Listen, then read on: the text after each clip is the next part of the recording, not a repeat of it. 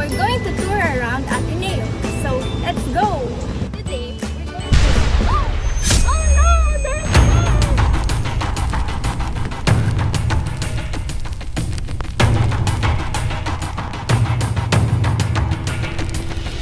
Oh no! There's fire! Help! Have no fear because I am here. You! Thank God for you, Mr. Firefighter! You put out the fire! No worries, but make sure you have a fire extinguisher on the ready. You never know when you'll need it. Especially at home, you really need a fire extinguisher. You should have one at home, do you? I don't have one. You should have one. Wait, I gotta go now because I have another emergency. See you soon! I will. See you! Mr. Firefighter said I should have a fire extinguisher. But what is a fire extinguisher? Do you know what a fire extinguisher is? No!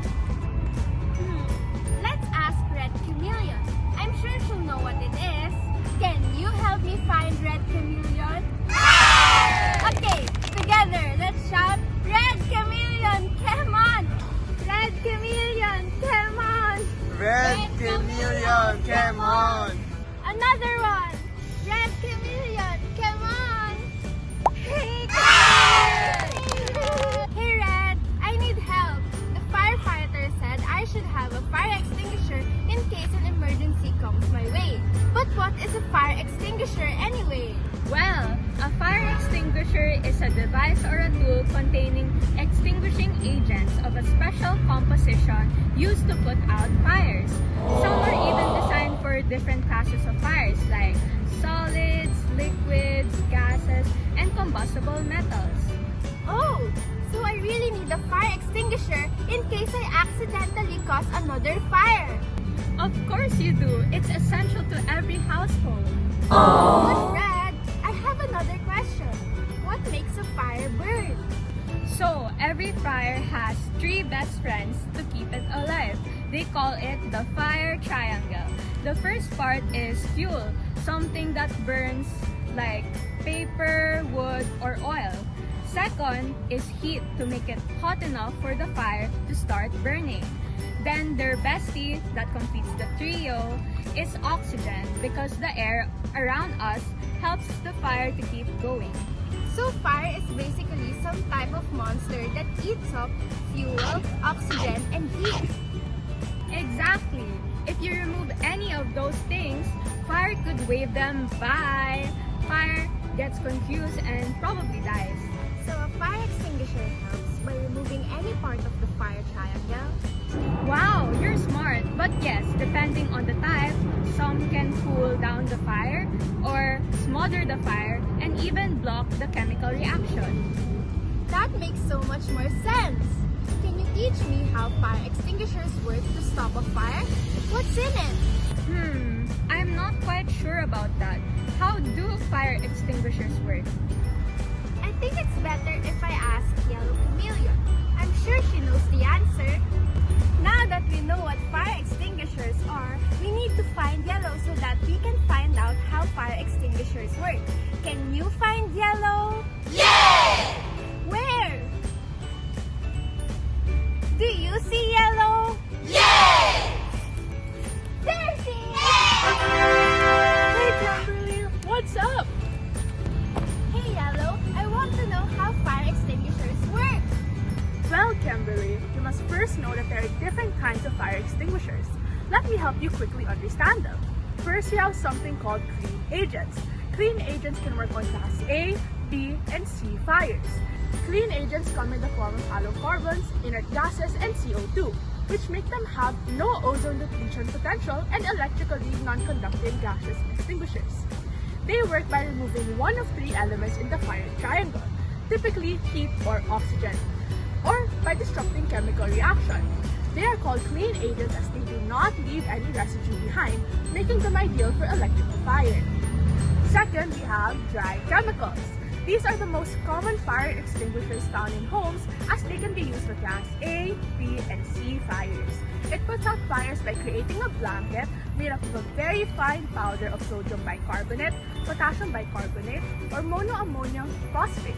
that coats the fuel and smothers the flame with the inert solid to create a barrier that prevents fuel from getting more oxygen. Third, there is AFF, or aqueous film foaming foam. These types of fire extinguishers can put out flammable liquid fires like oil, gasoline, diesel, and even solvents.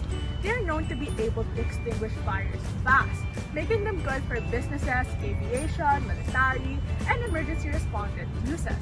It works by forming an aqueous film on the surface of the burning liquid. The foam creates a barrier that stops oxygen from further interacting with the flame and stops the release of flammable vapors. The water from the foam also provides a cooling effect that further stops the fire from getting bigger. But these types of fire extinguishers have a lot of negative effects on the environment, one's health, and it is hard to clean and dispose of. Okay, we're halfway through. Are you still with me? Yes, I am. How about you guys? Are you still with us? Okay, well then, okay. The next one is carbon dioxide. These can be used for class B and C fires. These put out fires by displacing or removing the oxygen in the fire triangle. Though CO2 is often in gas forms, in the fire extinguisher it is in liquid form, which expands into gas when discharged. These two can be called clean agents as they do not leave any residue.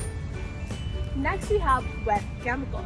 Wet chemical extinguishers are mainly used in industrial kitchens as it is used for cooking oil fires or fires caused by fat, like deep fryers, oil, grease, etc. Or class F fires. They work by cooling the burning oil and making a soapy foam-like layer that engulfs the flame and prevents it from reigniting. It has potassium compounds that react with the cooking oil and turns it into a non-combustible and soap-like form which stops oxygen supply. Fun fact! This process is called saponification. It's good to note that this comes out gently in a fine mist which prevents spreading or spilling of the burning oil. Lastly, dry powder. These are used for class A, B, and C fires, which is like in the name ABC fire extinguisher. This works by releasing a fine powder that thickly coats the fuel and interrupts the chemical reaction of the fire through the barrier it created. This barrier separates the fuel from oxygen, which helps put out the fire. But since it is powder, it does not provide a cooling effect unlike the others, which can cause the fire to reignite. Fire extinguishers seem so fun. That's so interesting, Yellow. How they work is dependent on the type, but what is common amongst all of them is that they are all stored in an aerosol can which contains two different substances inside. One is either a solid, liquid, or gas, and the other is a propellant, a pressurized chemical that propels the chemical that fights the fire and is stored at high pressure. This is also the reason why fire extinguishers come inside strong canisters, as they prevent extinguishers from exploding. Speaking of fire extinguishers, I have an extra fire extinguisher near my home. You can never be too prepared. Would you like to have it? Yes, please. I need it since the firefighter said I should be prepared in case a fire happens again. Here it is, Chemberly. Take care of it, okay? And only use it for emergencies. Okay, got it. Now that I have a fire extinguisher, I'm really curious about what's inside and how to use it. Should I use it? But it looks so fun. I want to see the fluff. A camera will not tell me what to do, okay?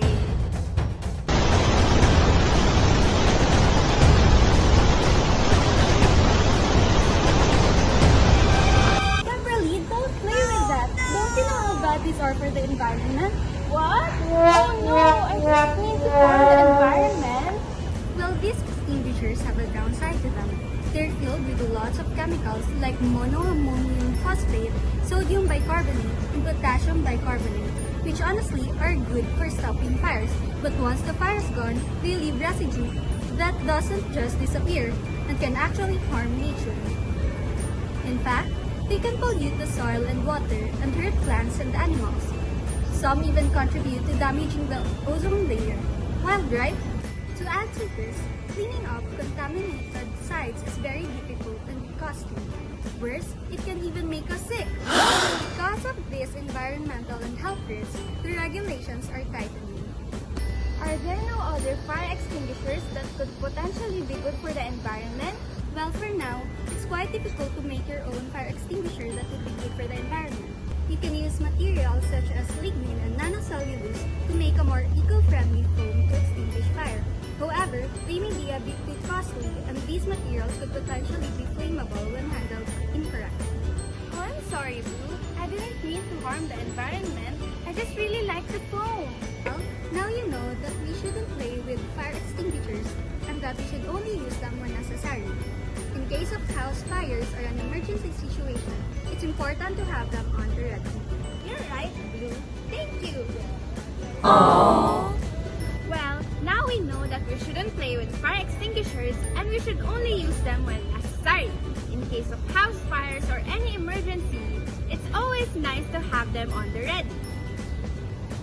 Hey there, Chemberly. I see that you already have a fire extinguisher. Good job! Better prepared than sorry. I now realize that fire extinguishers are essential thanks to my chameleon friends. You know, there could have been many house fires that could have been prevented if only they had a fire extinguisher. But lucky for you, you already have one. This fire extinguisher could potentially save your life and your house. Oh, I think I'm getting a call. Kimberly, I need to go. I have another emergency waiting for me. Bye, Kimberly, and always stay safe. Good luck, Mr. Firefighter! Take care!